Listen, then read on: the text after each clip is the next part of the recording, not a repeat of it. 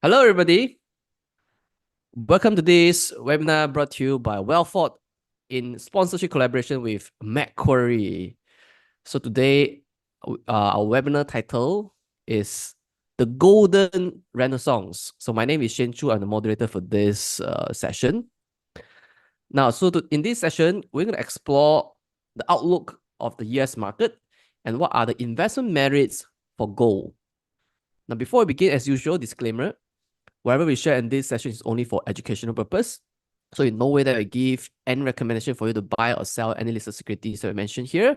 If you decide to make any investment decisions, you're solely responsible for all your investment risks. Now, in this session, we'll feature two speakers, whereby the first speaker will begin from 10 o'clock to about 11 o'clock. And then the next speaker from Macquarie will begin from 11 o'clock to about 12 o'clock, where he will share with you how to use structured warrants to gain exposure in the US market, as well as in the gold as commodity. All right. So let's begin this session by inviting our first speaker. And let me give a bit introduction about our first speaker, PC Wong. Now, he graduated from National University of Singapore in 1989. He has more than 27 years of working experience with several public listed and multinational companies. He's the author of Invest in Foreign Shares, which reached Popular's top 10 non-fiction bestsellers in August 2014, and Invest in REITs and Global Economic Collapse. So he's a full-time investor, author, and trainer, and have been investing in Bursa and international markets since 1995. He's also invited speaker by Bursa Malaysia, UOB, Hong Leong Investment Bank, RHB Investment Bank, Kenanga, and Inter-Pacific Securities to train their retail clients in investing. He also appears on several media and featured in a column in the Sinchiu Finance segment. So PC, good morning. How are you today? Yes, good morning, Shane. Good morning, Afiq, and good morning to all who are logging in today. All right, cool. I'll just stop sharing my screen and hand over the control to you. Okay.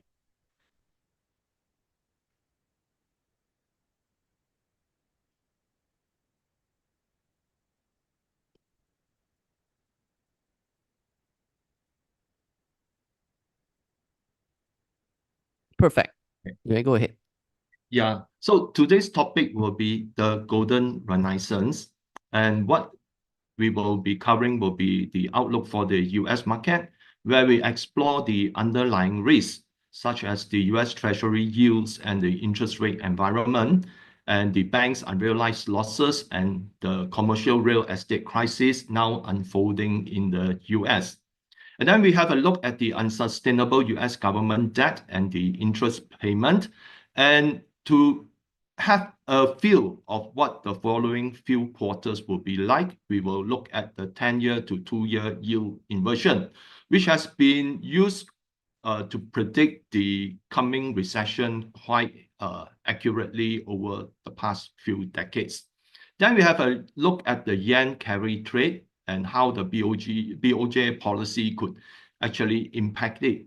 And then we have a session on gold outlook, where we look at the changing dynamics in the BRICS plus countries, and a look into the impact of Basel III on gold. Now, Basel III is actually a banking regulation set by the BIS, or Bank of International Settlement. Then we have a look into the shift to gold as a reserve by central banks and what are the underlying reasons. And then the part of it will be the unsustainable global debt. And lastly, we look at how gold has outperformed the Dow and the S&P since the year 2000. Now, the year 2000 is significant because that's the year when, after the year 2000, Alan Greenspan started the monetary easing policy, okay, which then led to some changing dynamics in how gold performed versus the Dow and S&P. So let's have a look at the US market outlook.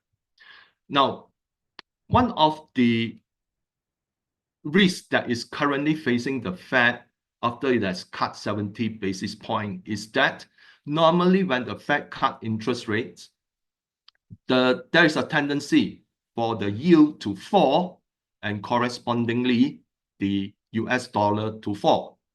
Okay, but if we look at this chart, the Fed start cutting somewhere here with the first basis 50 basis points when the yield was 3.703. But instead of coming down, the yield has actually gone up. Based on past few days, it was at 4.461. So instead of reducing the borrowing costs, the Fed cutting the interest rate have resulted in a resurgence of mortgage rates. And with inflation remaining persistent, now if you recall, the Fed original target was that, they believe that they can have inflation to come down to about 2%. And what we are seeing right now, that inflation is way above 2%, about 2.6%. And on top of that, core inflation is above 3%. So because of this, the market is pricing in a policy error by the Fed, because the market believes that the Fed cut interest rate too soon, and that the Fed has made a mistake. So rising yields will have a major impact on US Treasuries. And if you look at it, a lot of US banks actually hold US Treasuries as assets. The other assets being the loan portfolio, which we will have a look afterwards. So because the increase in the yield, which is inverse to the value of the bond, right now with higher yields means the value of the bonds have collapsed. And based on the most recent report out from the FDIC at the end of Q2 2024, the banks are actually having an unrealized loss of $517 billion. Now, this is the magnitude of the current amount of losses. But if we look at it, during the global financial crisis, it is actually like a party in the park, okay? This is many times more than what the banks experienced during the global financial crisis. But why are the banks still reporting tremendous amount of profit? Well, the US banks actually allow, the US Federal Reserve actually allow banks to park unrealized losses under a different segment, okay? And it's not marked to market and included in the fair valuation of assets in the P&L. So that is why it's treated off the financial report. But if you look at it, 517 billion in losses from US bonds is a very huge amount. And the high interest rate environment have resulted in a CRE crisis in the US. If you have followed closely the US market, you will realize that many office buildings are being sold at about 80 to 90% discount because the owners can no longer sustain the debt repayment. And because of the collapse of the value of the loans, US banks are sitting on 750 billion in losses on real estate debt-related securities. So the estimated 750 billion is roughly 7 times more than what the banks held in 2008. And the big CRE loans are coming due. Now, over the next few years, okay, from 25, 26, and 27, the banks would need to find, okay, a way to overcome this hurdle, okay? And they are right now sitting at 750. What if the current crisis roll over the next few years? Then the banks will actually be in a major problem. If we include the 517 billion in unrealized losses, US banks are sitting on 1.267 trillion in total losses. So, which is why, at the end of the day, the Fed would have to save the day, just like it did during the global financial crisis. Now, if you imagine that during the global financial crisis, due to the QE1 to QE3, It was enough to bring the DXY index or the dollar index down to about 69 to 70. What would the amount of QE be required to build out 1.267 trillion? And on top of that, because of the high interest rate, US bankruptcies filings have reached the highest in 14 years. Now, this is year to date until October. Now, these are not small and medium-sized companies. These are huge companies, okay? And at the end of October, it has already surpassed that amount of bankruptcies during the pandemic crash, okay? Inching towards closer to 2010, where in the aftermath of the global financial crisis, a lot of companies actually filed for bankruptcies. And the US government has a worrying debt problem. The total deficit for the financial year 2024, which ended in the month of September, was 1.83 trillion budget deficit. Okay, there's no surpluses. So year to date, US government debt has already reached 36 trillion. And by the end of 2024, likelihood it will be closer to 36.5, because based on the current spend trajectory of the US government, it is like every 90 to 100 days, they will add 1 trillion. So that could mean that the amount of debt can only be snowballing. And chances are the US will never be able to repay the amount that it owes to the rest of the world and to investors who are holding US government bonds. And the annualized interest payment on debt right now is 1.117 trillion. Now, just to have some sense of the magnitude of the interest payment, it is higher than the defense spending, which is at about 900 billion a year. At 1.117 trillion, it is also almost 25% of the income or revenue from tax. So that means almost a quarter of the income collected just goes into the interest payment itself. And the higher the debt is, the higher the interest payment, even based on a stable rate. But right now, the yields are going higher, which means the borrowing cost for the US government will continue to go up. So what the Fed did was actually with the intention that if they cut interest rate, it will force a downward pressure on the US government bond yields. But that did not happen, because if, let's say, it does happen, then the Fed would have helped the US government to lower its borrowing costs. But because it did not happen, the US borrowing costs will keep on increasing. Now, there is, of course, one way to solve it, and that would be a massive QE, okay, which means the Fed says, it's okay, we'll be buying back the US debt, okay, a massive QE to force the yield down. But even though the Fed has not done anything on QE, the US Treasury Department is already doing something similar. Okay, US Treasury Department is issuing bonds to get the funding to buy back bonds. Okay, so it does seem a bit ridiculous, but they have reached a situation whereby they need to control the yield, because otherwise, runaway US debt with runaway interest payment, the US debt auction would be very terrible.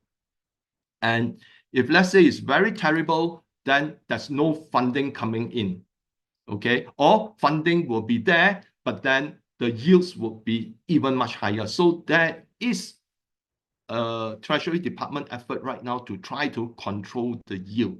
But the amount is insignificant, because they are looking at some tens of billions per week, okay? But we are talking about trillions here.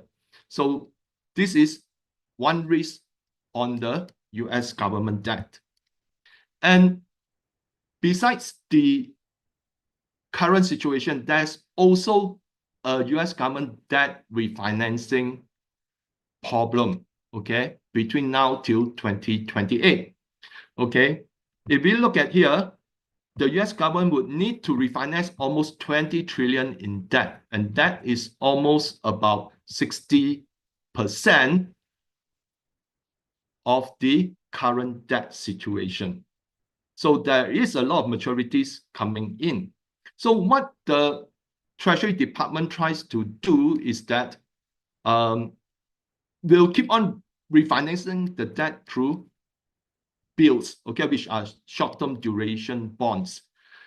But short-term duration bonds actually carry a higher yield, okay, because their auction for the long duration bond has been rather disappointing of late, because everyone knows that at the current rate of runaway debt, the US government will never be able to fund the payback of the bond unless they take on even more debt. So that is why they now go for short duration bills. And if we look at the difference between the 10-year to 2-year yield inversion, it has almost been very accurate in predicting a recession. Here, you can see that when it goes deep into negative, the moment it starts rebounding, normally it heralds a recession. Okay, like here, it goes down deep and then it starts to rebound. Okay, we will see a recession. Similar here, negative, rebound after a few quarters, recession. Here again, go into negative, and then it rebounds back to positive, and we have a recession. Here as well. Okay, and then here as well. Okay, it falls, and then it goes into positive. Right now, we are already exceeded a bit on the positive side. Okay, so if let's say the yield continue to rebound in a positive manner, then that would herald a recession further down the line. It could be some quarters, we do not know, or a concerted effort will be required, okay, in order to prevent a recession, that massive QE is done to bring the yield down, okay? And if let's say they manage to bring the yield down, they could avoid the recession. But then what happened next would be inflation, because a lot of money printing will be required in a QE to rescue all the underlying risks in the US government debt, in the US banks. So if let's say they do an insane amount of QE to rescue all these underlying issues, then the QE will be very massive. And what happens when the QE is very massive? We see it in previous years that it will herald very steep inflation, which then again, okay, would cause either a stagflation if they continue to prevent a recession by doing even more QE, or it can lead to a recession as the inflation pressure force a lot of companies to cut down their operations, okay, and lay off workers. So the scenario actually is not good over the longer term. And everyone cheered when the Fed started a rate cutting cycle. But if this chart were of any indication, every interest rate cut have always preceded a recession. Okay, right now we are starting to see an interest rate cut here. Okay, whether it will be a recession, we will soon know. Okay, but based on historical trend, every rate cut, substantial rate cuts have always evolved into a recession. So the other risk that is a long shot is the yen carry trade. Now, what the BOJ did was that they raised interest rate in July, and from July 10 to 6 August, the S&P index fell 6.8%, okay, within 3 weeks due to strengthening of the yen against the US dollar. So what happened is that because for so many decades, the cost of borrowing the yen has been so cheap. So they borrowed the yen cheaply, okay, and then reinvest in securities because then they get much higher yield. But the moment they BOJ start to increase interest rate, then the cost of borrowing actually increased. But not only that, the yen actually went up. So you can see, okay, the significance. Within a short time frame period, the yen actually fell from its peak of about 162, okay, down to about 144. So that means that it's a double whammy. Need higher interest rate and pay off a more expensive yen. So that fall actually caused the BOJ to stop the interest rate rise. Okay, they talk a lot. The BOJ talks a lot, but then it's hardly ever done something that is very meaningful because they are often very easily alarmed by the market movement. And according to Deutsche Bank, there are still 20 trillion of dollars in the yen carry trade outstanding. So whatever that was unwound, okay, during the short 3-week time frame, we just have a taste. You know, it's like this appetizer course, but the main course has not been served. And if the BOJ wants to increase interest rate, then, you know, we could see another market disruption. But the chances are, okay, would be if the BOJ choose to remain having a low interest rate environment to prevent a market fall, then what we will see is that Japan will have increase in inflation. And that is why the yen measured in gold, the gold measured in yen have reached a new record high because of inflation fears. People buy gold as a hedge against inflation. And not only that, if you look at multiple currencies, even the US dollar, the strongest currency, we would like to call it, see record high in terms of value of gold.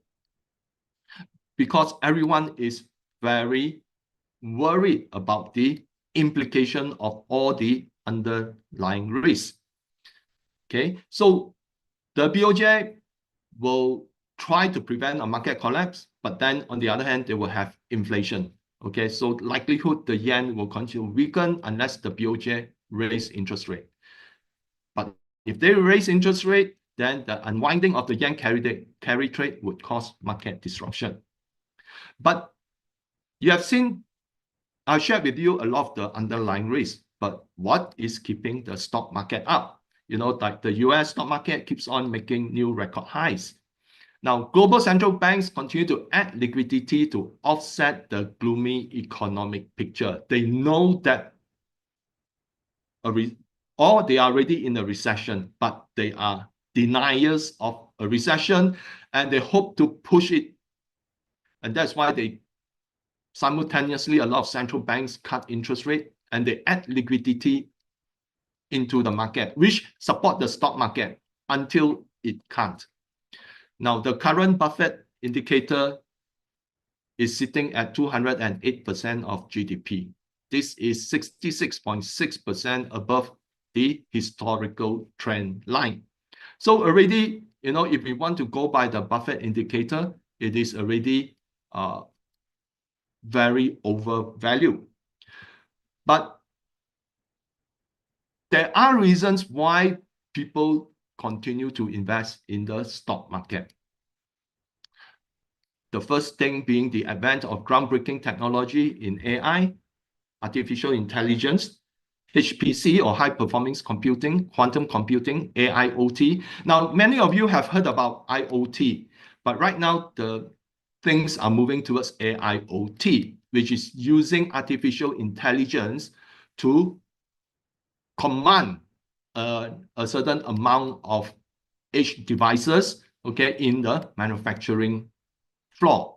Okay, then we have EV, autonomous driving, robotics, and aerospace are seen as important drivers of growth in the US economy. So people are chasing the technology breakthroughs. So many investors acknowledge the current inflationary trend. They see the stock market as a hedge against inflation. And that's why the stock market growth in valuation continues to outpace the growth in inflation.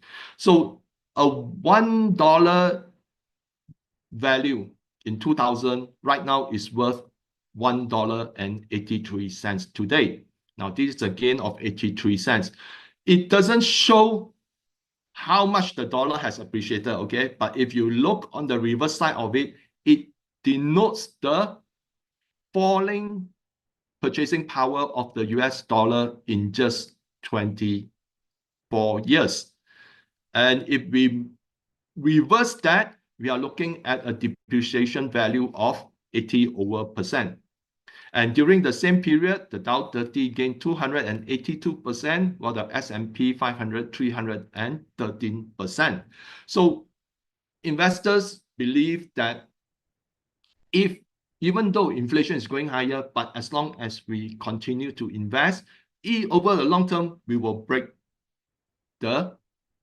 be able to overcome the inflationary pressure. And that's why investors stay invested.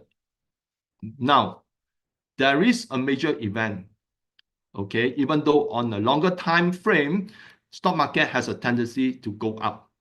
But in a major event such as the Great Depression, saw the Dow 30 needing 25 years to regain its previous peak. And this could affect the wealth of a generation.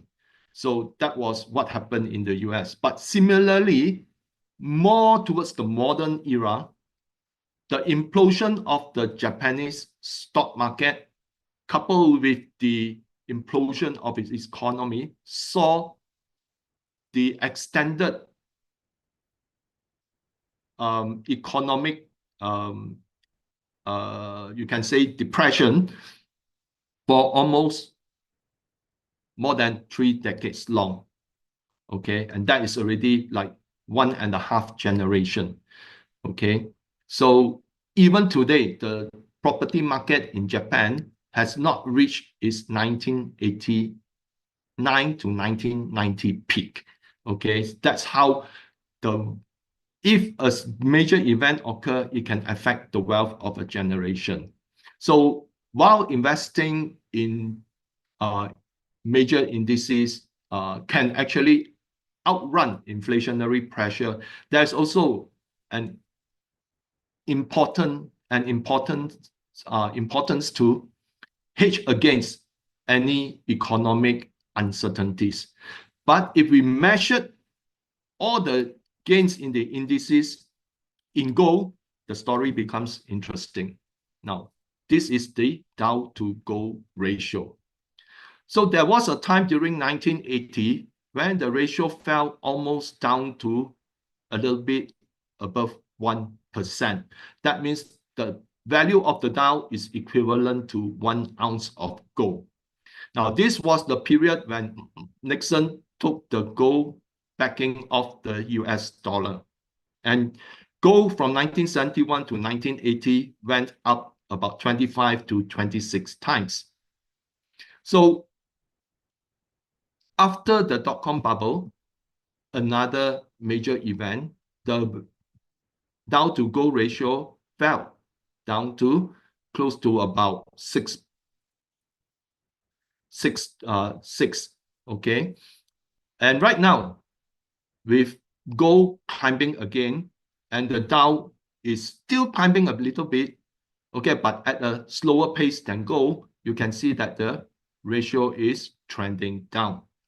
Now, chances are, with all the underlying risks, and also the amount of QE that would probably be needed to arrest the malaise in the US banks, that could herald a much lower DXY and will be positive on gold. And here is another measure of the S&P to gold ratio. Now, this was during the Great Depression. This was during World War II, a major event. This was 1980s stagflation. This was the global financial crisis. So right now, we are again seeing a re-emergence of geopolitical tensions in Europe and elsewhere. And it's like something that is similar to what happened, global events of what happened over here. So that is why, even though the indices could move higher, but if the value of gold move in tandem, then it will actually cause the ratio to come down. Let's have a look of what is in store for gold. Now, gold actually have changed a lot over the last 24 years. Now, the year 2000 is a very important indicator because that's the start of the monetary easing policy that is on a massive scale by the Federal Reserve. Now, one of the key things that changed lately is the changing dynamics of the BRICS Plus, okay, which consists of Brazil, China, Egypt, Ethiopia, India, Iran, Russia, South Africa, and the UAE. Now, BRICS Plus collectively account for 35% of global GDP by PPP, well above the G7 total GDP. Now, a lot of people like to use measurement of GDP per capita or outright GDP, nominal GDP as an indicator. But a dollar that is worth in the US is different from what the dollar is worth in other countries because the standard of living is lower, okay? Therefore, the economic activities that evolve around the single dollar could be much higher than what is involved in the US. So that's why IMF often, or even World Bank, often use reference as the PPP, okay, or purchasing power parity as a measurement of the GDP of a country. And already the BRICS, they account for 35%, and that's more than the G7 GDP. And BRICS Plus collectively represents 45% of the global population. Now, imagine the movement of 45% of the global population, their contribution to the economy, their contribution to the service sector. These are very, very huge. And 5 of the countries among the top 10 producers of oil and collectively account for 30% of the global oil output. Now, despite whatever that is being said about new energy, green energy, oil is still the cheapest form of energy. Okay, even when people talk about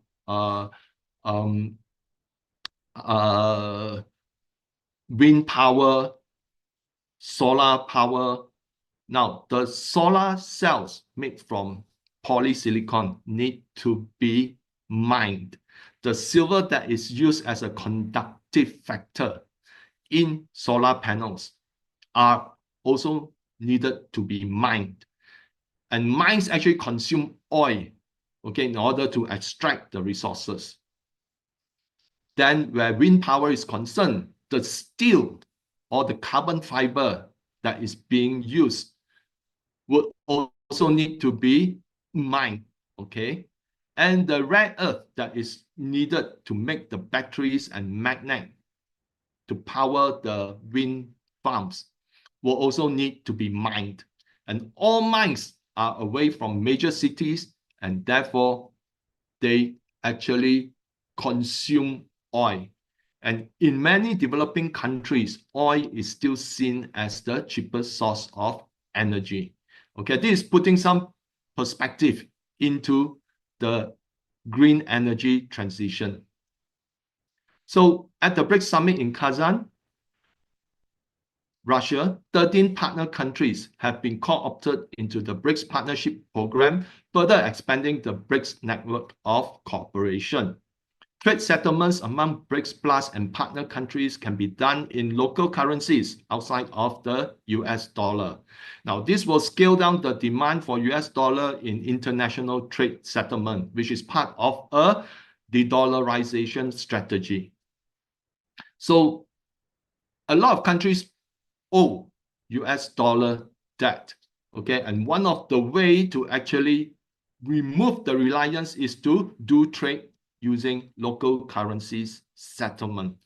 Now, some people would like to point that, de-dollarization is not happening because according to the SWIFT chart, the US dollar is still the preferred trade currency. In fact, it has gone up in recent years.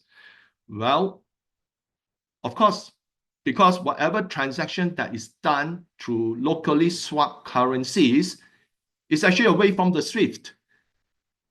So it is only reasonable that due to expanding global economy, trade in US dollar settlement will still be able to go up. In fact, the US dollar has gone up at the expense of the euro. People do not want to hold the euro. Okay, and that's why you see the euro falling in its value. But the SWIFT doesn't measure the transaction that is done across all the countries that are using local currency swaps. Okay, so don't be misled by what the SWIFT reported. So there is a working group right now to establish and explore trade settlement via a digital gold-backed token. In fact, the architect behind this was Glasnev, which is a very reputed economist in Russia, okay, that is working out. Now, next year will be interesting because BRICS chairmanship will move to Brazil. And Lula is actually a proponent for a single trade settlement currency. So next year is going to be an interesting year if we look at how the BRICS will continue to evolve. Now, why countries want to de-dollarize? It is because of the huge US dollar hegemony that is putting inflation on other countries. Now, this is how the US hegemony actually works. Because if all trades were done using the US dollar, okay, you will need to hold US dollars. That country, if to settle, in order to settle trade, would need to hold US dollar. So with the US dollar that they have, instead of just putting there, are reinvested in US treasuries. Okay, so that they keep the US dollar, but they still gain, okay, interest payment. But this will only help to finance US dollar debt. Okay, and that is why for so many decades, even though the US have been printing money, okay, inflation is moving outside of the US into other countries.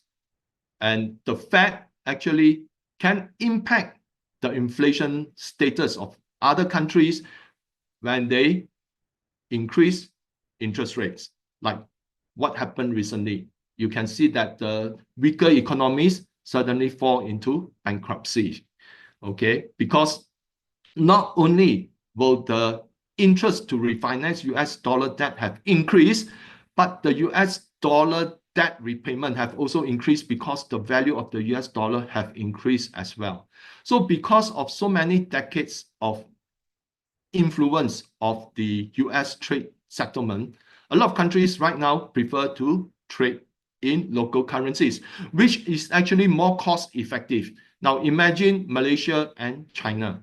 Malaysia need to convert Malaysia ringgit to US dollar in order to trade, okay? And then China takes the US dollar and then convert it back to renminbi in order to use it locally. So the US dollar has become a medium where it extracts value from the transaction, okay? Because people need to pay for the conversion rate. But if you are swapping currencies directly with each other within a currency swap agreement, then the cost of transaction actually is much lower.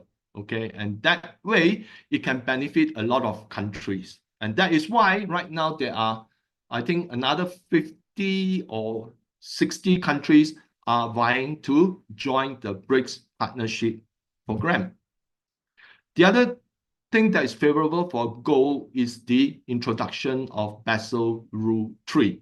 Now, Basel Rule 3 regulations have had a significant impact on how banks view and use, including use gold, including reclassification. Physical gold is now classified as a Tier 1 asset, which is the same category as cash and high-quality government bonds. This reclassification makes gold more attractive for banks to hold. Previously, it was treated as a commodity, which means even though gold value is, let's say, is 2,000, it will be banks that hold it will only be able to extract 50% value. Okay, like here, valuation. Okay, gold is now accounted for full current price, which means that banks no longer have to reduce its valuation by 50%. Risk weighting, physical retains its risk-free status, so banks don't have to assign a risk weighting to it. Paper gold, banks that hold paper gold or claims to bullion that have not been assigned must comply with the required funding ratio of 85%. So which means if the banks hold paper gold, 100% paper gold, they still need to back it by 85% physical. Okay, this makes it more expensive for banks to own and trade paper gold. So this Basel Rule 3 is determined by BIS, and that itself is stating a statement that there is an ongoing transition towards recognizing gold as an important reserve for central banks. But of course, the only country to date, okay, the Fed has yet to implement Basel III for gold. Because if the Fed allows gold to go very high, that means that the US dollar would actually diminish in value. So that is a geo-economic, geo-financial, and geopolitical contention right now, okay, among major powers. US bonds have lost their luster due to the US-owned unsustainable debt.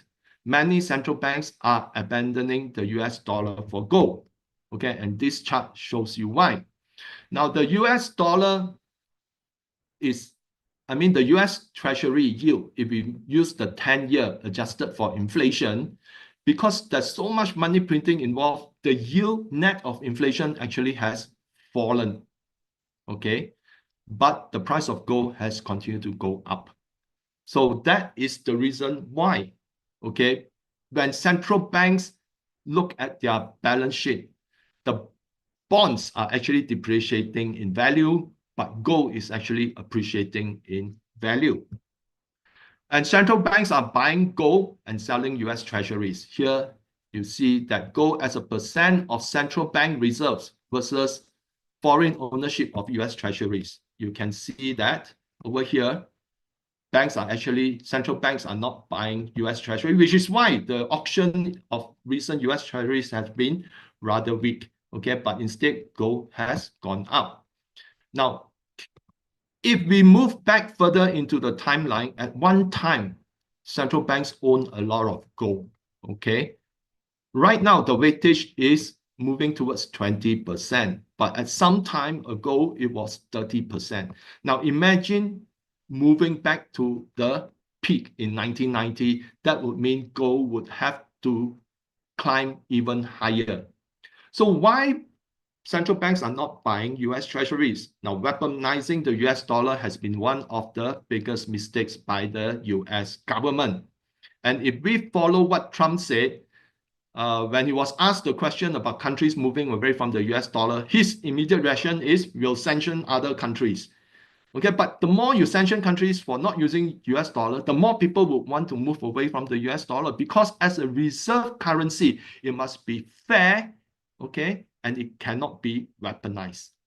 And the unsustainable US debt is another reason why central banks are moving towards gold as a major reserve. With central banks already in a rate cutting cycle, we can expect more inflation ahead. Now, gold has always been bullish in an inflationary environment.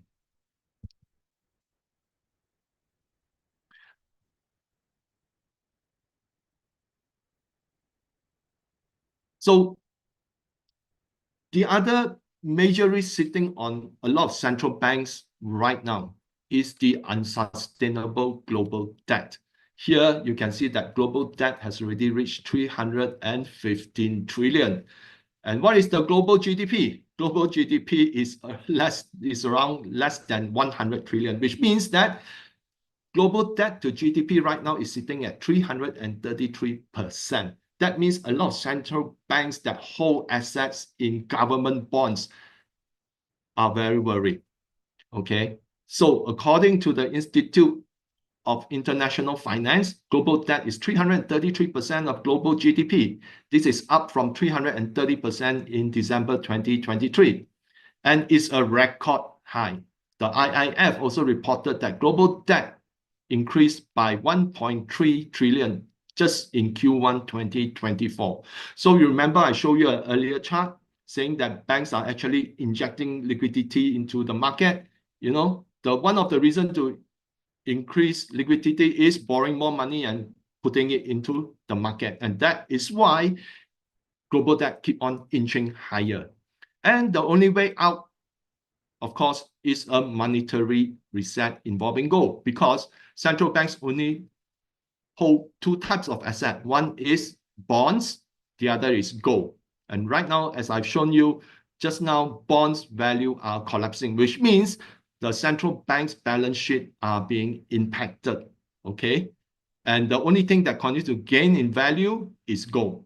So, unsurprisingly, some central bank governors are already commenting that revaluation of gold in a monetary reset is a possibility, okay? You have people from the governor of Dutch central bank, German central bank governor, and then Polish central bank increases gold reserves, in fact, by the most, okay?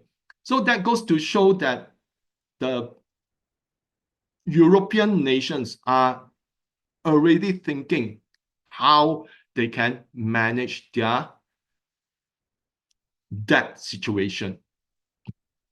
Now, on record, central banks have been major buyers of gold today. Collectively, they bought the most gold on record in the first half of 2024.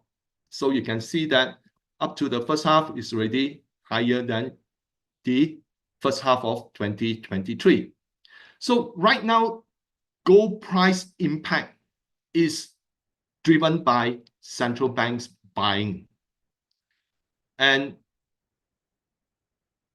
just now I show a chart that if central banks revert back to 30% of gold holdings, then that would be another tremendous boost. Now, the other thing is actually retail investors.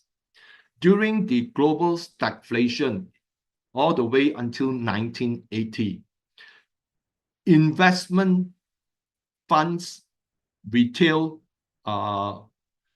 investors, as well as family office investors hold 5% in gold out of their total portfolio. Right now, the kind of investment that is into gold is only 0.5%. We are just talking about the central bank. What happens if, let's say, if they revert back to its historical moment when there's stagflation to just 5%, that would imply 10 times investment driven into buying gold. But don't talk about 10 times. Let's talk about just moving just to 1%. That easily would double, okay, the demand for gold. And that is outside the central bank's buying. So that goes to show that it is an untapped investment of value right now. And the biggest gold market in the world, of course, is China. Now, China has been accumulating a lot of gold although on the IMF report of foreign holdings in gold, US is number one, although people doubt that the gold is already there because some anticipated that it was expanded during the Vietnam War. And that is why Nixon put a stop to the gold backing the US dollar. But China has been aggressively buying gold. Okay, right now, the amount of withdrawals from the Shanghai Gold Exchange is 26,000 tons. This 26,000 tons does not account for what the central banks have, which is about, I think about 2,100 or 2,200 tons. And that also excludes the amount of physical gold that is held by major financial institutions in China, as well as the sovereign fund, okay, which could be some more thousands of tons held. And China is the world's largest producer of gold, for those who are unaware. But right now, this close to 26,000 tons are actually owned by the people, investors, and other wholesalers, okay? And that's a huge amount, okay? Now, if we look at gold outlook, since 2000, gold has outperformed the S&P 500 and Dow 30. During the same time scale, gold is up 831%, silver is up 507%, Dow is up 282%, S&P is up 313%. Now, this is based on valuation of the indices. But if, let's say, even if we add, okay, the dividends, likelihood it will be around maybe 400 plus, okay, percent, or at the most 500 is still underperform gold, okay? So that goes to show that if you are, if you want an investment that helps to protect your wealth, okay, then gold it is. Rightly, gold appreciates not because of its investment value, but rather its protective value, ensuring that the purchasing power, your purchasing power is protected. Okay, so that's all I have to share today. Q&A session now. All right, so thanks, PC, for sharing with us so much insights into the investment merits of gold and the outlook and the risks of the US market. So if any question to ask our speaker today, you may write them at the Q&A box, not the chat box, right? Write them at the Q&A box, okay?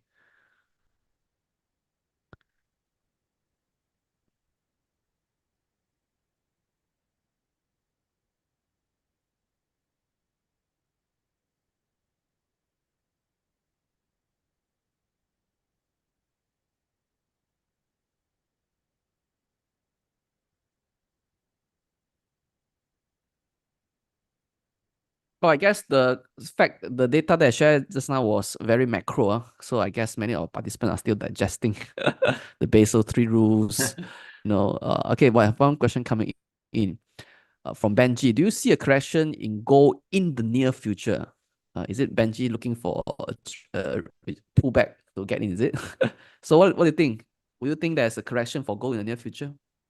If we look at the correction, yeah, if you are talking about the 2011 to 2015 correction, from 1,900 to, let's say, 1,050 per ounce, now that has been driven by a lot of paper market, as well as the expectation of the Fed increasing interest rate. But what have changed over the last 5 years was that the introduction of BRICS, okay, and BRICS have played a very major role. The other thing is that from 2011 to 2024, global debt has actually exploded. So the thing is that people are hedging because of unsustainable debt. They are not hedging because of the currency because all the currencies have now reached record high when measured, in gold. Okay, so the change of dynamics of BRICS will again create another change of trade, which will affect the US dollar. But the true picture why people are hedging, because global debt keeps on going up. And that's why gold will continue to go up. Okay, because of the unsustainable debt, not because so much of the currency valuation, but debt. Okay. All right. So with the gold price at near record high at about $2,700 per ounce, so the question from Siu Fong is that, is it still advisable to further invest in gold? I think you have to look at gold as a wealth protector, okay, and also as a hedge against further inflation. Now, I've shown you all the charts that all the problems with unsustainable debt, about the US crisis in the banks, can only be solved in two ways. One, a revaluation of gold to much higher. Okay, now this is not financial advice, yeah. Okay, but James Rickards, a renowned economist, have written that if we need to back all the US dollars that are in circulation, so that the US, to retain the US hegemony, okay, to retain the US as a reserve currency, that it must be backed by gold. And for that to happen, gold would need to be at 23,000 US dollars per ounce. And that was based on what he wrote now. Okay, I'm not saying that it is bound to happen. But if, let's say, we look at the amount of global debt alone, which is around 300 and just now I shared about 330 trillion. You look at the current gold market cap, it's just a few $trillion. Now, if we want to erase 50% of the global debt, okay, that would be 150 trillion US dollars. And if we use a few $1 trillion current market cap to offset a 150 trillion global debt, that will also imply gold will have to appreciate by a huge margin. So you have to take into consideration that gold is often a hedge against the unpredictability of governments, okay, to look at improving their own finances, because all government will actually spend money because it has to do with elections. Yeah. So that itself is, people often say that you cannot have the best of both worlds. Okay. If you, like the US, they say that they are going to, like Trump say, he's going to impose tariff to bring back manufacturing in the US. Now that's good for optics. But when you impose 100% on tariff, that means the price of goods in the US will become even more expensive. Inflation in the US would be much higher. And US doesn't have the infrastructure nor the skill to actually become a manufacturing hub like China, because they themselves don't even have high-speed railway. Okay.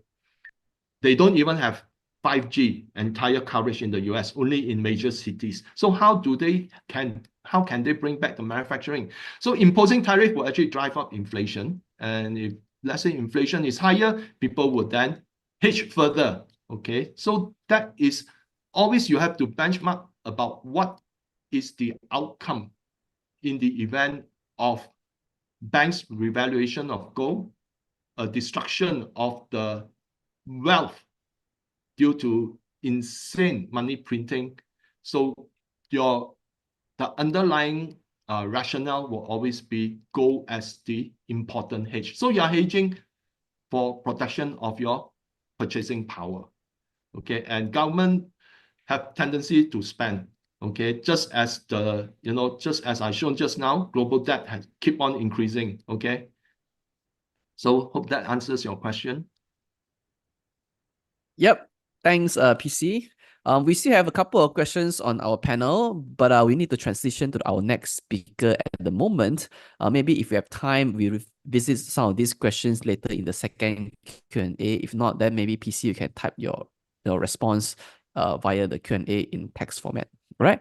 So Okay. let me quickly take over the screen control. Okay. PC, maybe you can unshare your screen first. Okay.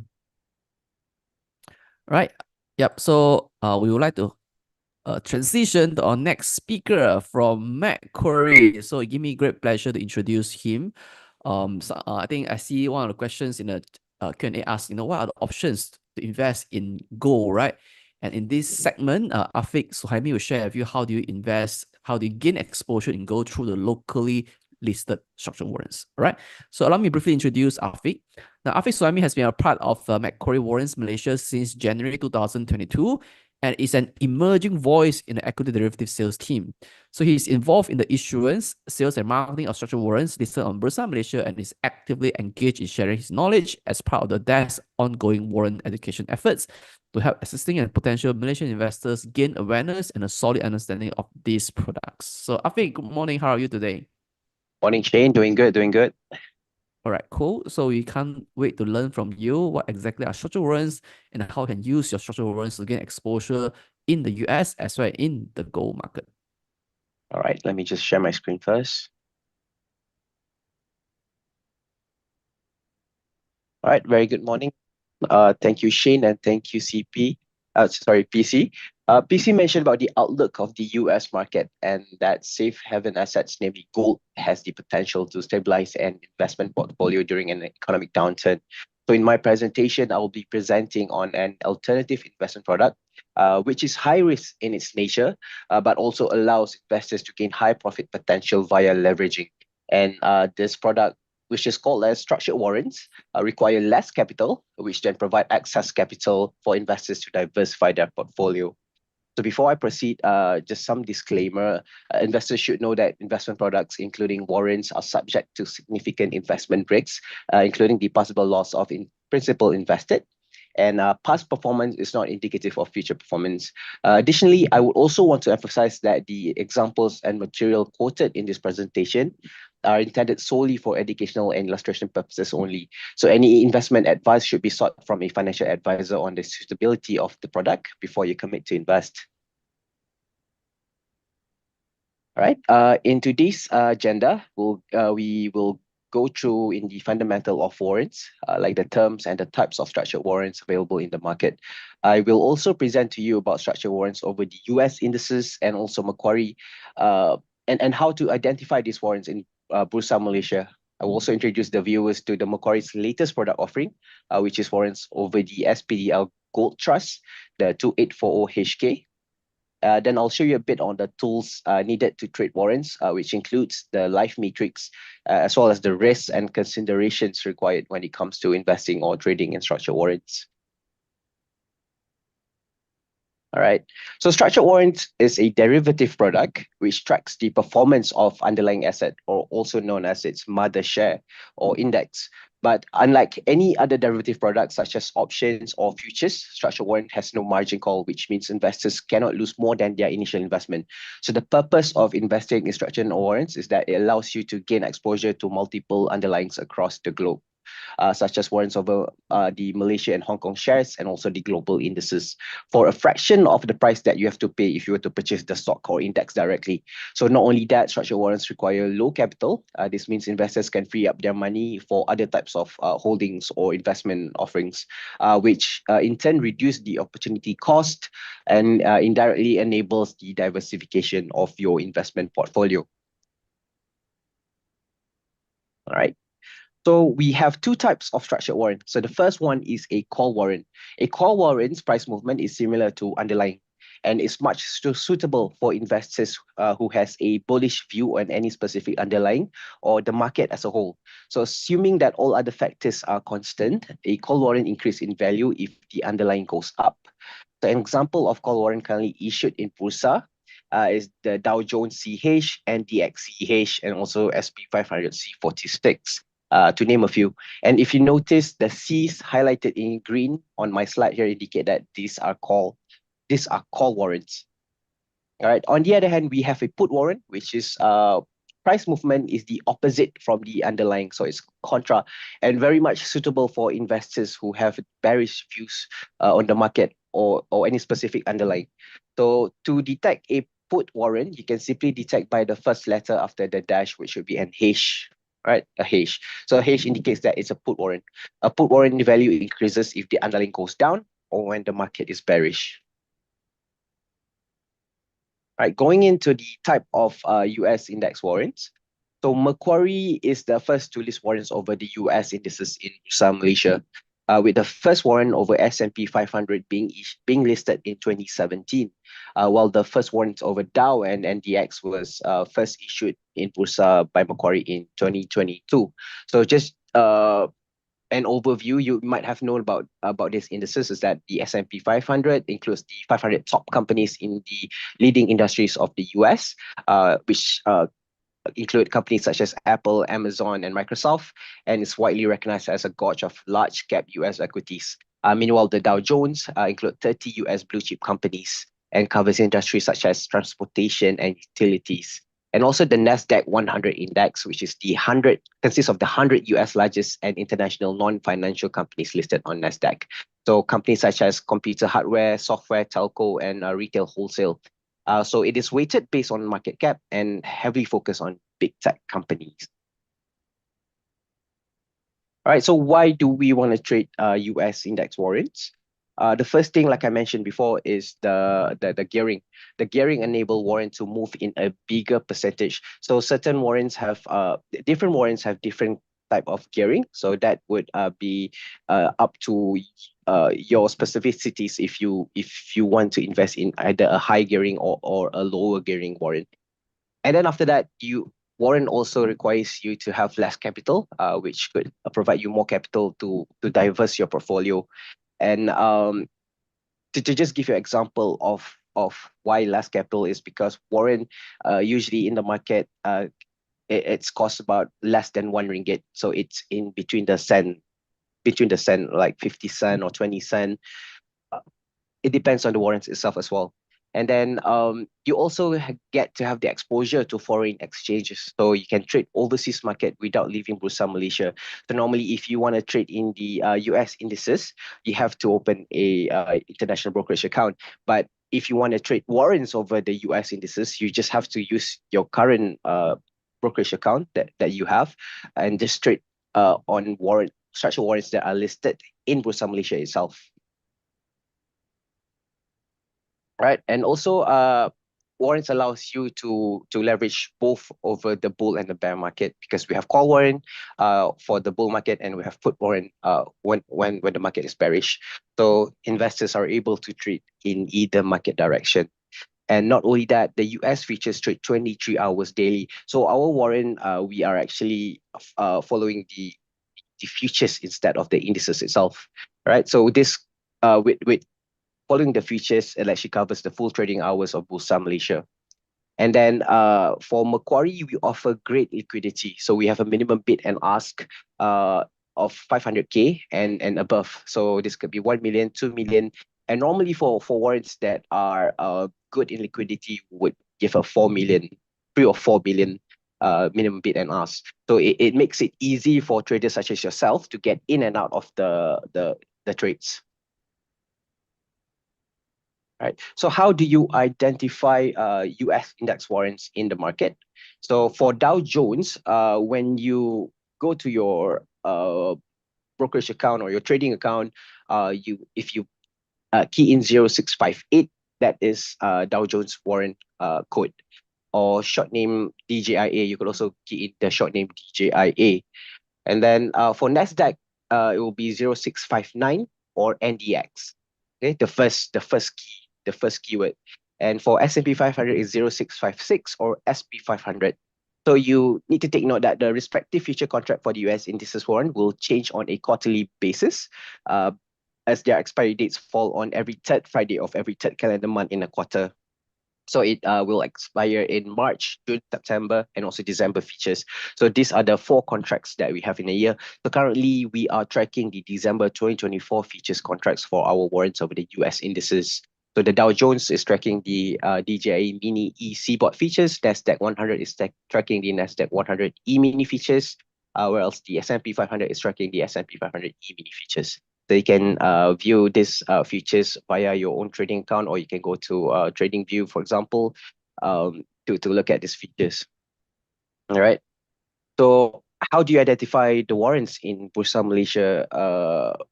Like whether it's a call or put warrant. So like I said just now, C stands for call warrant, whereas H stands for put warrant.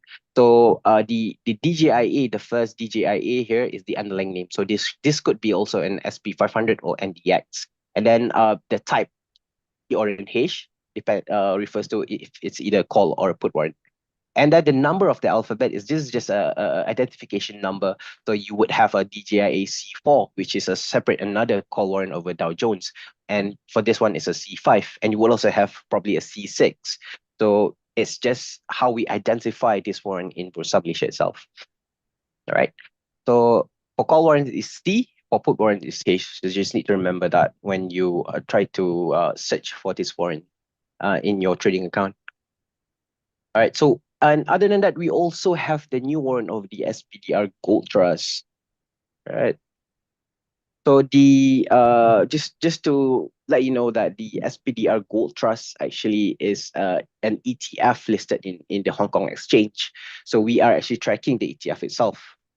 And it reflects the price performance of the gold bullion without having to take the physical delivery of gold, and the value of gold held by Gold HK determined using the LBMA gold price PM. So essentially, the terms of trading this warrant is exactly the same as how you trade US indices warrant. It has gearing, it has leverage, but now just the underlying itself is ETF gold trust, which you can buy and sell and leverage the gold bullion market itself. Right, so currently we have 2 types of gold HK warrants. We have gold HK C3 and we have gold HK C4, both with a different exercise price. The exercise price is just like a benchmark where you would want to know whether the warrant would be going up or down. So for example, if your benchmark is 2058 HKD 2058, and you think that the price of the gold HK would go above 2058, say to 100, 2100.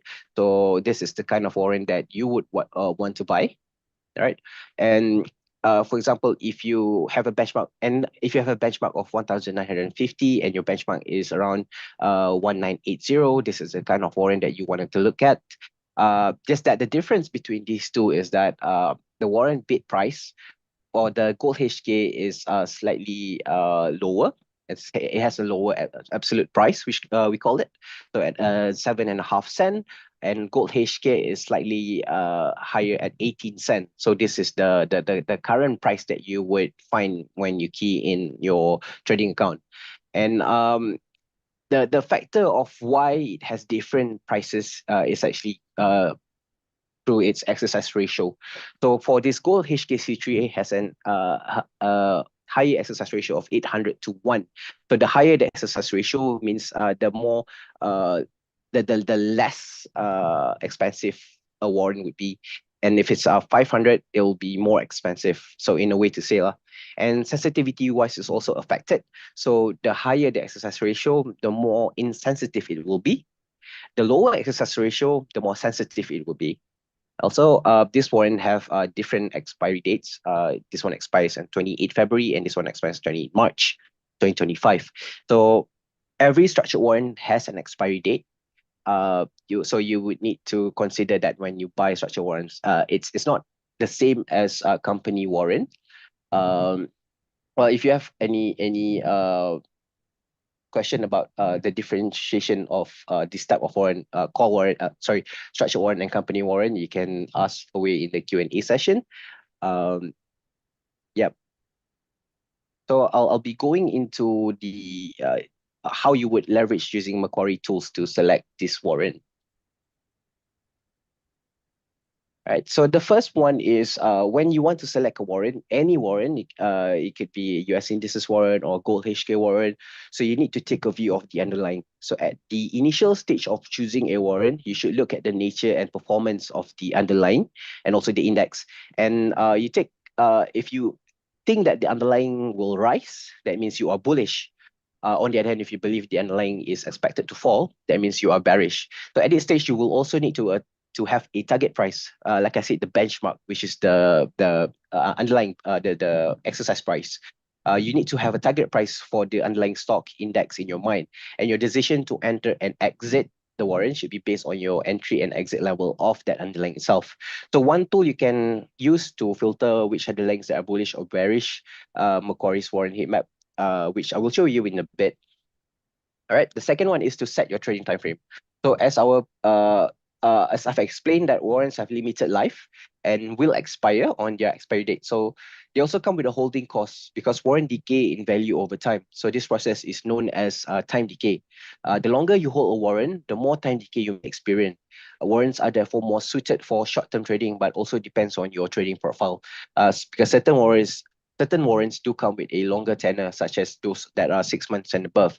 So warrants over index usually have a range of 3 to 6 months or can be longer at a year.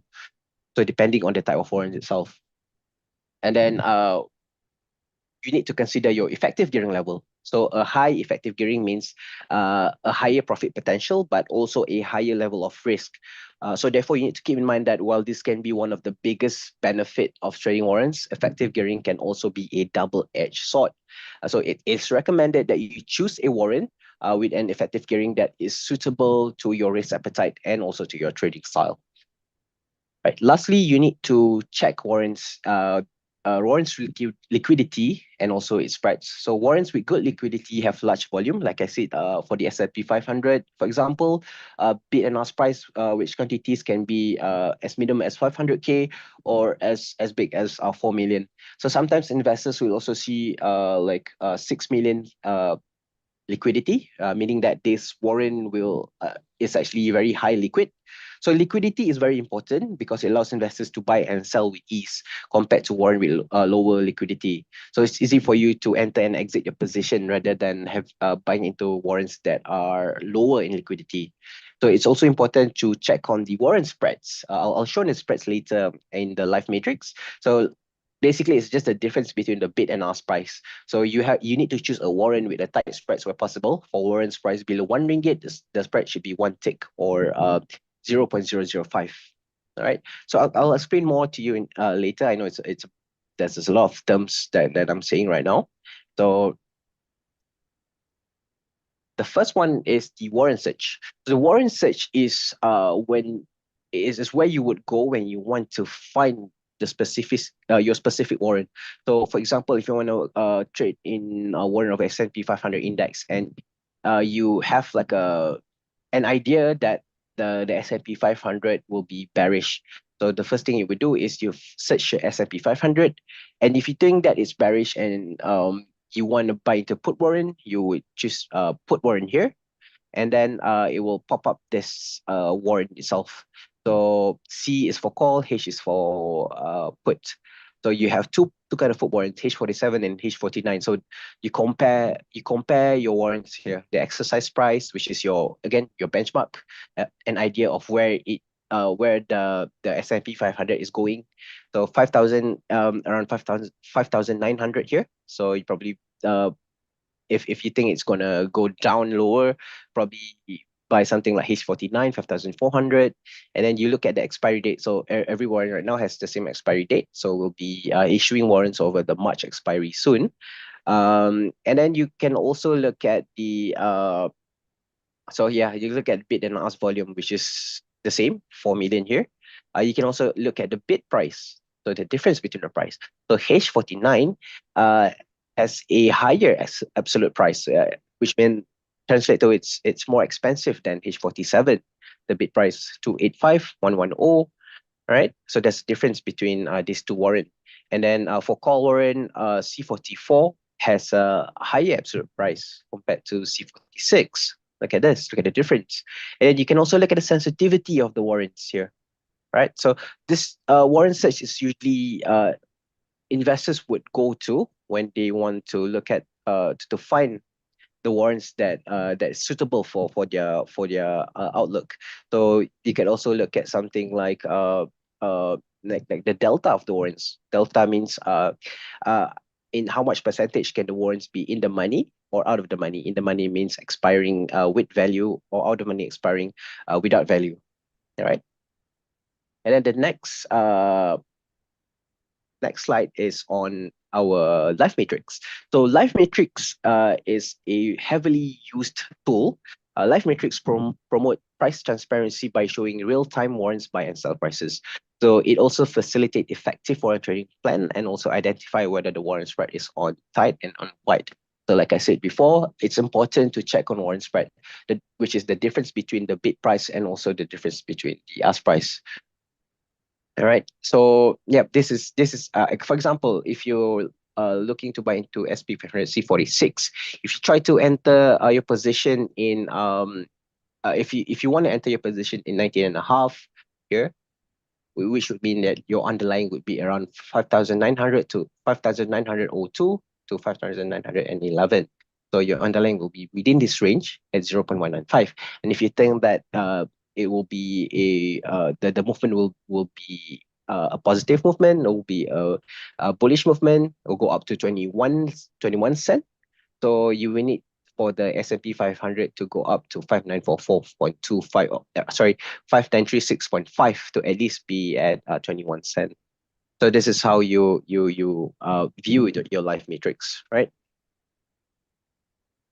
So yeah, so the life matrix allows you to also look at specific warrants. So you can look at there's a search button usually up there. Just type on the NDX, NDXCH, NDXCF. So it depends on the kind of warrants that is available right now in the market, right? So these are the warrant indicator. So this one says that it's highest liquidity and also has the highest effective gearing. And then here it says that the Nasdaq 100 is following the December futures contract, right? Yeah, here is the underlying market buy and sell price, and here is the warrant buy and sell price. So this is for transparency of the users, so you can know where the underlying bid of the NDX 100 is for your warrants bid and offer to be at.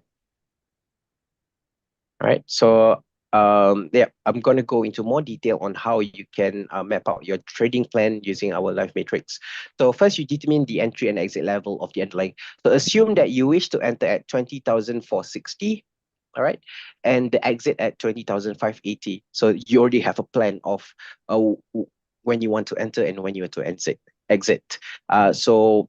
And your warrant that you choose is NDXCH.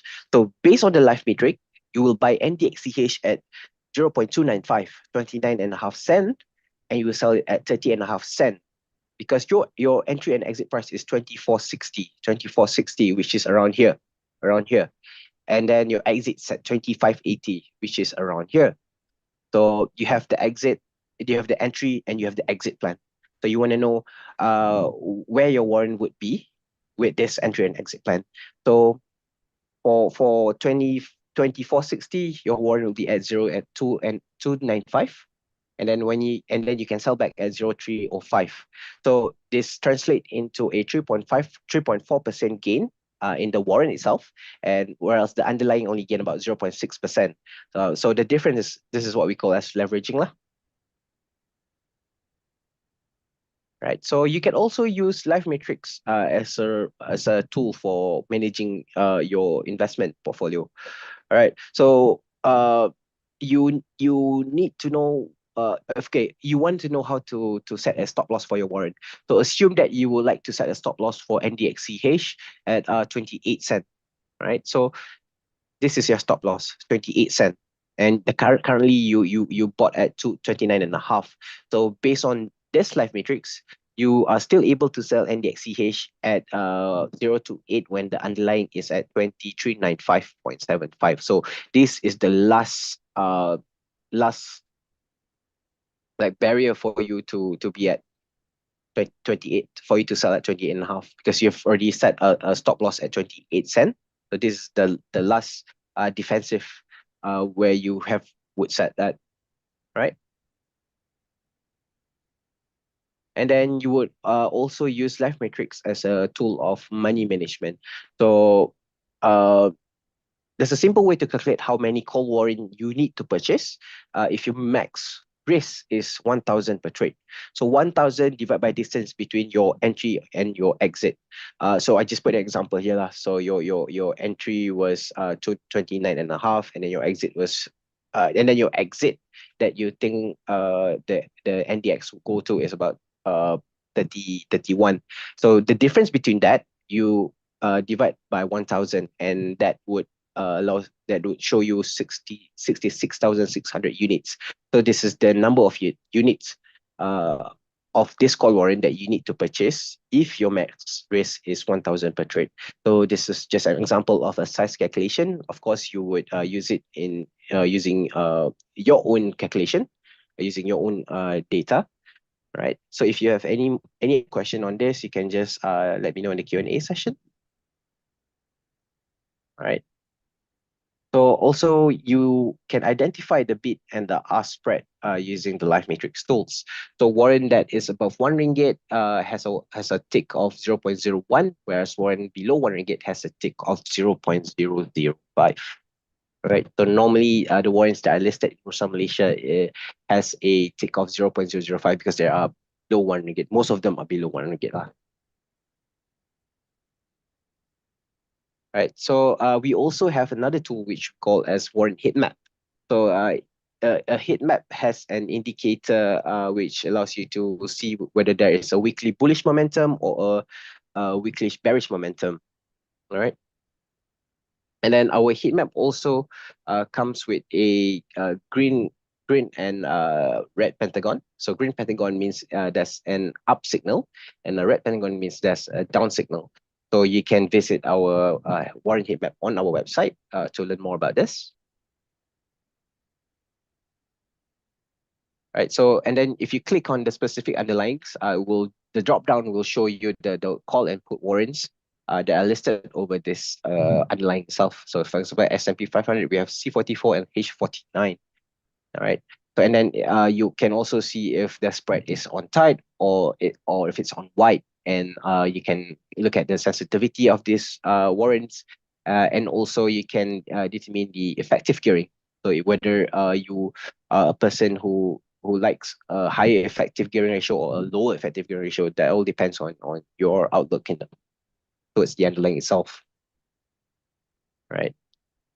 And then, yep, you can also filter out by bullish or bearish underlying easily with warrant heat map. Right. So you can try to scan the QR code and visit our website to learn more on how to use the warrant heat map. Right. Afterwards, I want to talk to you about the risk that is associated with trading warrants. So there are commonly 4 kind of risks because the list of risks are non-exhaustive. If you need more information on the risk, you can learn more about the risks related to warrants on our BIS prospectus, which is issued on our website and also on the Bursa website. So the first risk that commonly you would see when trading warrants is the market risk. So when you buy a warrant or any other investment product that is linked to the movement of the market, investors are exposed to the risk that the share price, index futures, or market as a whole move adversely against them. So factors that will affect the price of the securities or the index can come from many situations. For example, the COVID-19 pandemic, the US sanction, the trade war, or the political uncertainty, and many, many more. And then the second one is the exchange rate risk. So rate risk described as the possibility that the warrant price will be affected by the fluctuation of the currencies. So this means that your warrant price may increase or decrease due to changes in associated currencies. For example, if you buy the US or Hong Kong stock warrants, for example, or the gold HK.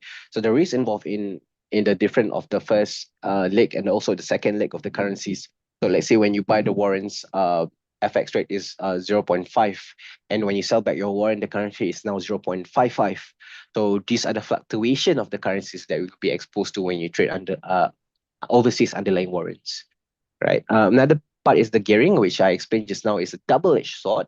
It's high risk, high return, and also high level of risk. So it can be your best friend or it can be your worst enemy should the market or the shares go against your trading view. And last but not least, warrants have limited life and they can't be traded after the relevant expiry date. So which is why in the earlier slide, I've mentioned about expiry date. So investors won't lose money simply because they are not able to trade their warrants because the warrants have expired. All right. So you can check out our website. We have a website that has a dedicated daily write-ups, which we also include the warrant search, live matrix, heat map, like I've mentioned just now.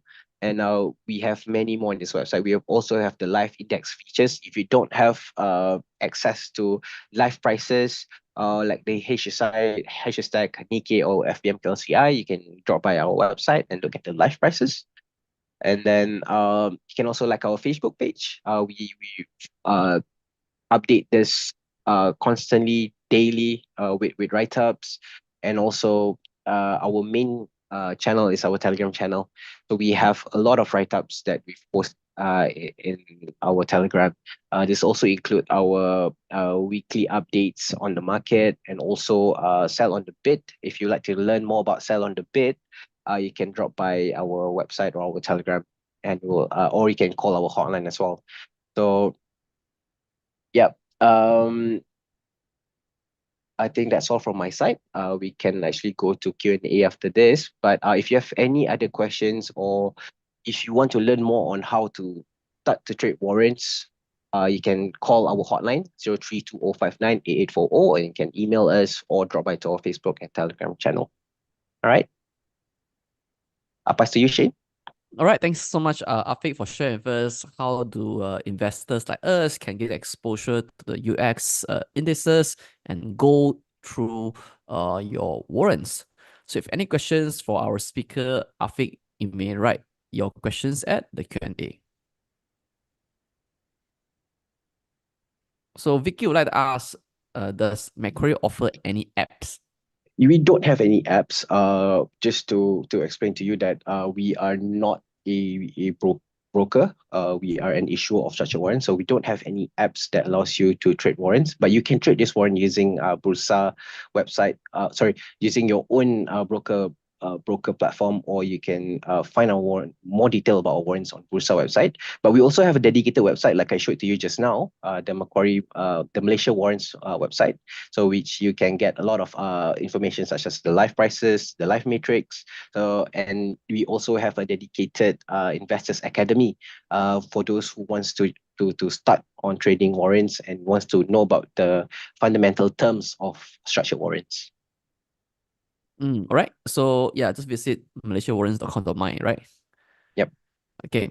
Now the next question by Benji is how many percentage of the underlying changes before the trading of the warrant will be suspended? How many percentage online changes before trading of warrants suspended? Okay. So this actually depends on the difference between the warrant prices, the benchmark, like I said just now, the exercise price, and also the current settlement price, which is okay. I give example of S&P 500. So you have S&P 500 warrant with a dedicated exercise price, and then you have the price of the S&P 500 features itself. So it depends on how far the prices move from each other. All right. So if it goes above, for call warrant, for example, if it goes above the settlement price, this is called in the money. So in the money means you would have like some kind of intrinsic value, which is the difference. So I couldn't tell you how many percentage because that depends on each warrant itself. But I can tell you that a warrant can expire in the money or out of the money. Out of the money is means there's no intrinsic value and you would not get any kind of settlement from your warrant if it expired. Yeah. All right. Thanks, Afiq. I think the next question is James, right? He would like to ask what are recommended options to invest in gold and give good return of investment. So I think we have learned one from Afiq, which is through locally listed, Bursa Yes, listed locally listed. call Yes. warrant. Maybe PC, you want to add your view here. So what are Um, the ways to gain exposure to gold? I think the one of the areas you can look at is the direct, either you buy direct physical, or you go to invest in some of the Asian companies, gold mining companies. Now the Asian gold mining company seems to be doing well, but then the not so in the US as well as Australia. Yeah. All right, And thanks. if you look at, for example, Bursa's listed Buffwest, they seem to be trending in line with the gold direction as with other Asian miners. So minus another way lah, huh? To get exposure to gold. Okay. But you have to be selective, yeah. Only get the producers. Only those who produce would actually generate revenue. All right. Any questions for our speakers? Any of them, like Afiq or PC?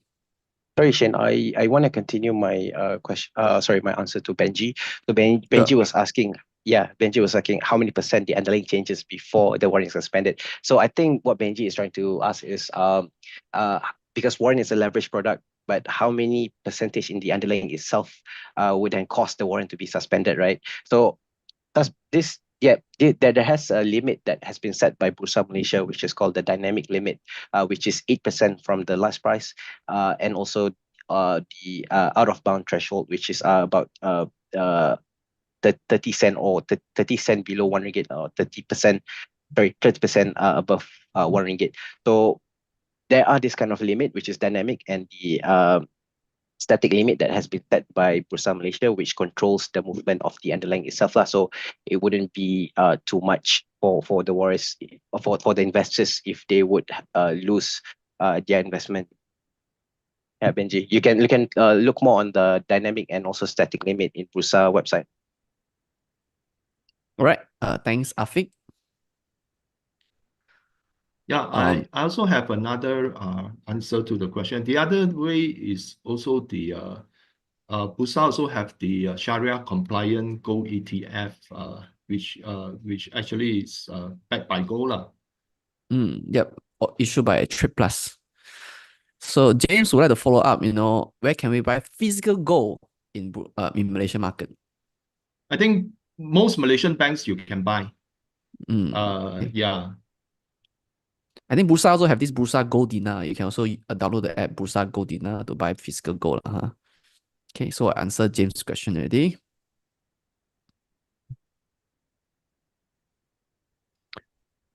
So we revisit some of the questions that we are not able to address earlier. So Lee Xuan asked, have you invested in gold mines? Any pros and cons investing in gold products or in gold mines? Yeah, I actually typed the answer, but then I think the pros and cons is that it's highly risky because gold mining is very different from other type of resource extraction compared to, let's say, those companies who are already producing oil. Okay, because gold mining actually need to do a lot of exploration, and therefore if you invest in gold mining companies, then I think you need to select those who are producing, at least based on the current gold price. Their cash flow would be pretty good.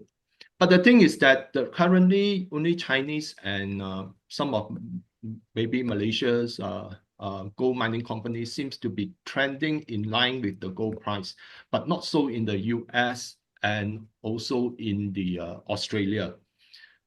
Previously, when it was when the 2011 gold price reached record high of $1,900 per ounce, the GDX was actually trading at multiples higher than the current. And right now, gold is at record high. So there seems to be a bit of gap, okay, between the gold price and US miners as well as Australian miners. But in China, they are following more in trend, okay. So, but in any case, if you want to buy only those producers, unless you have very high appetite for risk, then the explorers are there, but then explorers carry a much higher risk premium. Hope that answers your question. I think so. Hmm.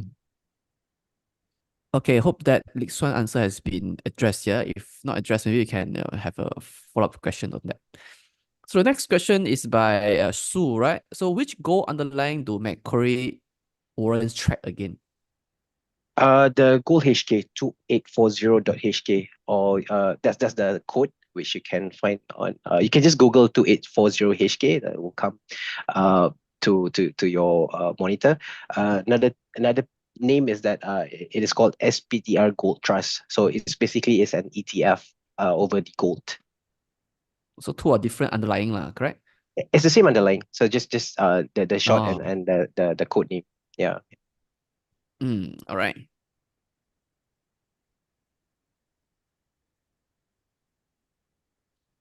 So PC, what is your view on the crypto market?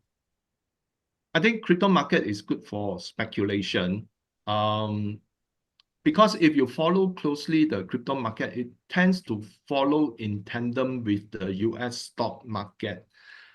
A lot of people say that crypto can be replacement like BTC, okay, could be a replacement for gold because it's digital gold. I think that's not entirely true.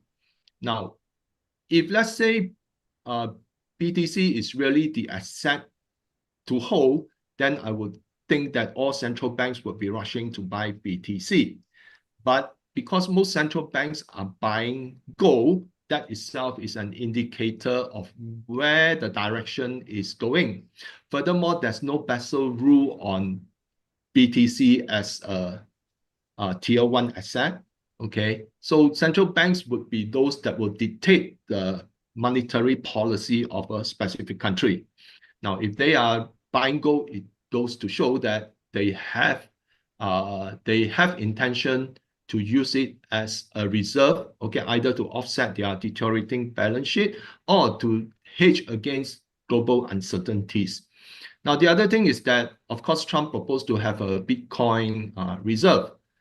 Well, the reason why the US wants to have a Bitcoin reserve because I think they no longer have their so-called gold reserve, which I mentioned could have been expanded during the Vietnam War. The thing is that if like Trump say he wants to use Bitcoin to pay off the US debt, can you imagine if US debt is 33 trillion, if the US wants to pay off the US debt, how many trillions must Bitcoin market cap be? Now, if let's say Bitcoin market cap needs to be that many trillions, can you imagine what will happen to the US dollar? Okay, so obviously, I think the US have gone into another stage whereby they believe that they can borrow money, buy Bitcoin, push up the price, continue to borrow money and push up the price, like what MicroStrategy is currently doing. But at the end of the day, the more money you borrow, the weaker the currency will be. And the weaker the currency will be, then other countries will also impose restrictions of trade. For example, what if, now the US is no longer a manufacturing country, okay, they are very service-oriented economy. So what happened is that US being the major importer of produced goods, if the exporting countries say, I don't want your Bitcoin, I want your currency, but it's so much now higher because of inflation, or I prefer to have gold. So because US will be trading with so many countries and many trading countries will be trading outside of the US dollar, it will be them with the resources and the production base that will dictate the terms eventually. Now, the other thing is that what happened in a worst case scenario of a war? What if the satellite communication is taken down? What happens if there's an EMP burst that severed the electrical power? What will the Bitcoin be worth if you cannot access to it? So these are a lot of nagging questions that you need to keep in mind. But for the time being, I think that speculation will be an opportunity to make money. Okay. All right. I see Afi also answered some question via text, right? Yeah, but I Right. can add some lah. So okay, Sure. so which US underlying Macquarie Warrants track. So we track Dow Jones Industrial Average, we track Nasdaq 100, and also S&P 500. But then you need to understand that even though we track we have over these indices, we actually track the futures itself. And why the futures is because the futures is the US futures trade 23 hours daily, so it covers full trading hours of Bursa Malaysia. So unless if we trade over the index itself, then you wouldn't have to hold overnight because the US market is different compared to our timeline, our time zone. So that's why we trade the futures. So that's why your warrants price will move according to the Asian hours, right? Correct. Yep, Because it that's right. tracks And the then futures. Okay. yes, the futures. So just keep in mind, it's the futures, not the So what index. happens if the futures need to be rolled over? Any changes to Uh, the warrant? yes, there'll be changes. There'll be changes. So but before the rollover date, we will let investors know. So we will inform investors via our Telegram or via our website that we will roll over to a new contract. So generally, for you to keep in mind also is that we roll over on a quarterly basis. So because expiry date of this future contract falls on every third Friday of every third calendar month lah. Basically, so by the third Friday of March, third Friday of June, third Friday of September, and also the third Friday of September, we will already roll over to a new contract. So just keep in mind, it's the futures and not the index. Yep. So you only offer US index warrant, right? You For now, do not yeah. offer a single stock, right? US single stock, right? We don't have any single stock. We don't have any single stocks. But if there is any demand for that, we will look into issuance of US single stocks. Yep. So Besides US Yep, index, you Shane. also issue warrants on Hong Kong index, right?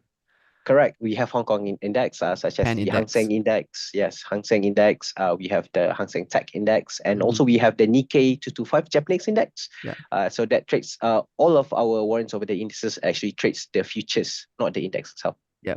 So what I understand about Macquarie is that you are one of the biggest issuer in index warrants. That's right. We are. So we in 2023 we won the best index issuer from Bursa. All right. So the next question is by Benji. So PC, what are the tickers for China gold mining companies that are listed in Hong Kong? I think you can do a search under the Hong Kong, for example, okay, I just share a platform which I use, let's say aastocks.com.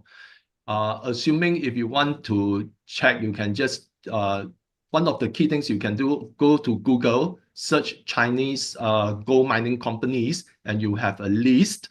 Then you go and use the code to key into aastocks.com, and you have the company. Then there is a section which you can go and look at peers comparison. And from there, then you can check which other Chinese gold mining companies. Okay, this is how a way approach which I can share with you, because I'm not a financial advisor, not supposed to give any stock picks. Okay. All right. Thanks, PC. Any more questions? So we have 10 more minutes. Okay, any questions for our speaker today?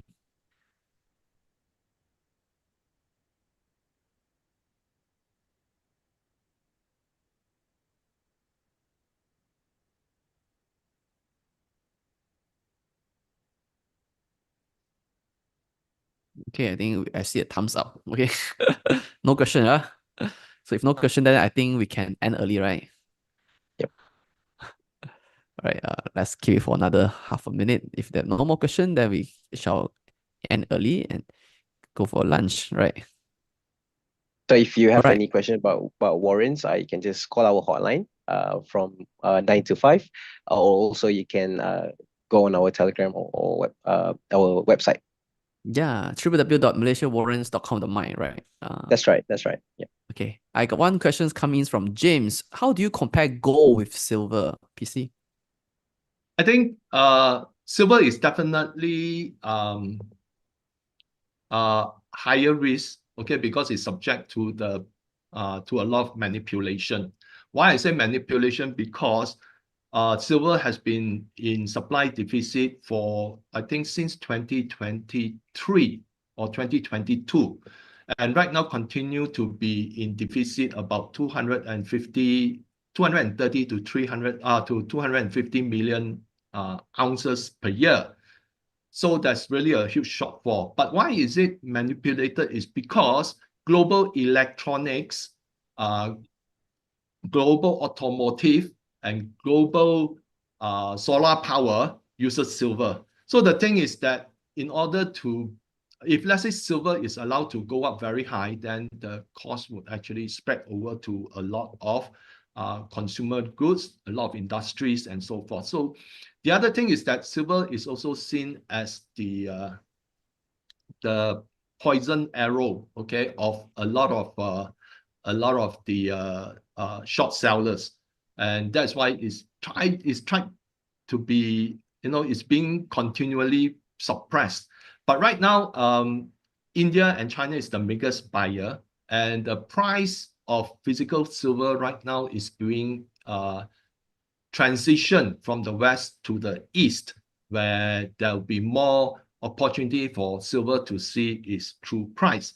Of course, when you want to compare gold and silver, gold is like the money of central banks. Okay, silver is still have some speculative element because it's often associated with industry and investor sentiment. Now, if let's say certain industry like solar goes down, then the silver price would naturally go down because they see as less demand.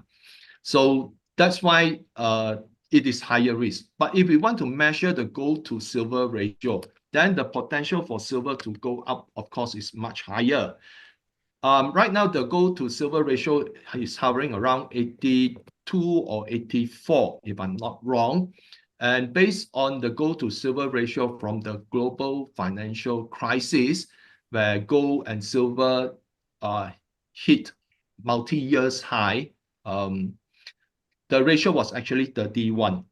So assuming that the ratio moved back to 31, there's a tendency for silver to move up more than 2 times the current price, assuming that gold remains unchanged.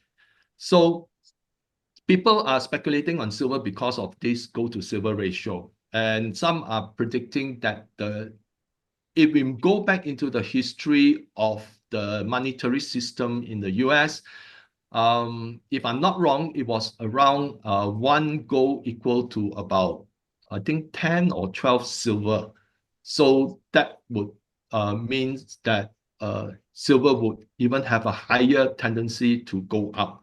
So people are playing around this gold to silver ratio in order to predict the price of silver. But definitely silver is in demand because it's more, solar farms right now use more silver than previously because it helped to improve the efficiency. EVs right now have more silver than ICE in internal combustion engines because there's more electrical systems. Now, electronics right now have more capabilities, okay, than previous electronics. So again, there's more silver. So I guess silver demand will continue to go up, but then it needs to be free of its price suppression because silver is the only metal left on Earth that has never breached its 1980 record high. 1980, it reached 50. Right now, it's at 31 something. Okay. Now, some people would put it silver inflation adjusted along with gold. Okay, silver price actually is nearby 3-digit. But of course, as I say, silver is highly speculative and therefore the risk premium is much higher. Hope that's answered your question. All right. So the question from Masniza is that, may I know who control the price of gold in terms of gram in Malaysia? Because there are some differences between the companies. I think the price in gram is actually adopted mostly in Asia because we follow the international standards. But traditionally, the price of gold is quoted in the COMEX and LBMA in troy ounces. Okay, but in China, it's all in gram and kilogram. Okay, that because of the adoption of the international standards for measurement. There's no party that actually control whether it's gram or ounces. It's just that the adoption of the measurement. Hope that's answered your question. All right. We have one question from Lik Swan who want to ask, for a non-technical person like us, right? Should we read more about the technical report of the mining industry or look at the financial report of the mining industry, right? So if I understand your question correctly. I think now a lot of international mining companies, okay, I've not looked at some of Malaysian mining companies for quite some time. I think it's been some years. But according to a lot of international mining companies, normally they have what we call a JORC reserve statement. That is an international reserve statement. So normally they will highlight what is their current reserves, what are their resource. Okay, now reserves means that there's a probability of 90% commercial viability. When they state as resource, it doesn't have a 90% viability. But people do pay money for the amount of resource that is held in the ground. For in the case of explorers, okay, so the resource itself constitute two types. Okay, they have two types of measurement, and that itself segregate the type of reliability of the report. It's very complex, but normally gold mining companies should state their amount of reserve as well as resources.